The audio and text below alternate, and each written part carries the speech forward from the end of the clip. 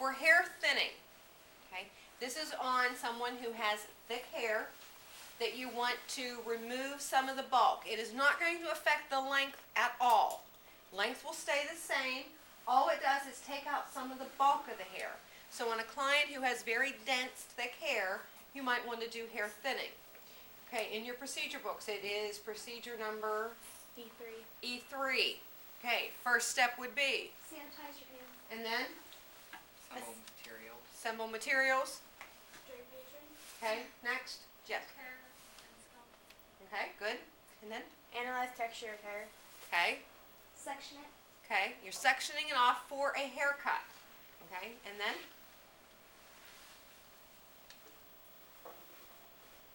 Go to the Yes. distance. okay. There are 5 areas on the head that you never ever want to thin. Okay, you never want to thin around the hairline. You never want to thin the nape section, the crown, the natural part, and above the ears. Why? It'll get too short and it'll stick right up. Maybe so, yeah, whenever you pull it up, they're more obvious. Also, because those areas, the hair is usually a little bit thinner than what it is on other parts of the head. Okay?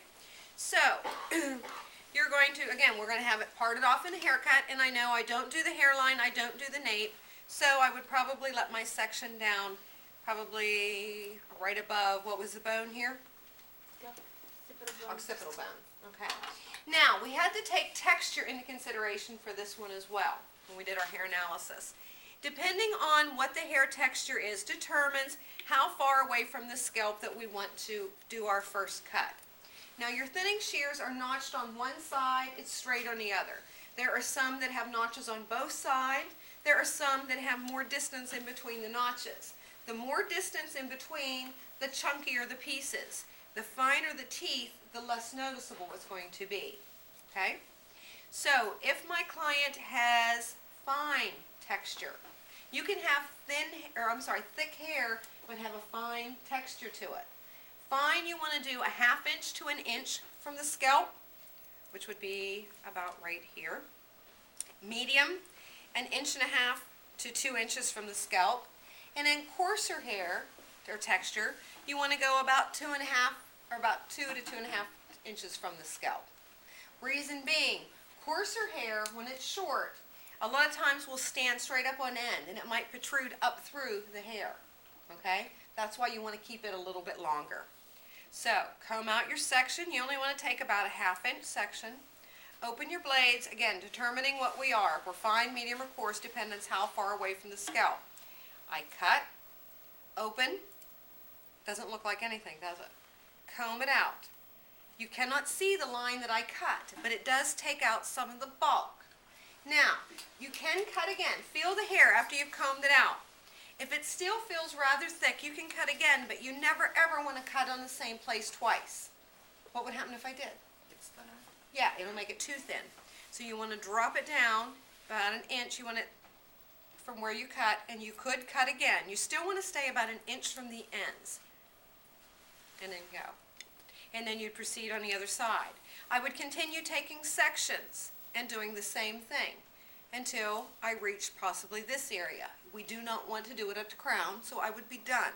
Then I would proceed to the sides. And again, I don't want to do the area above the ears, and I don't want to do the hairline. So I would let down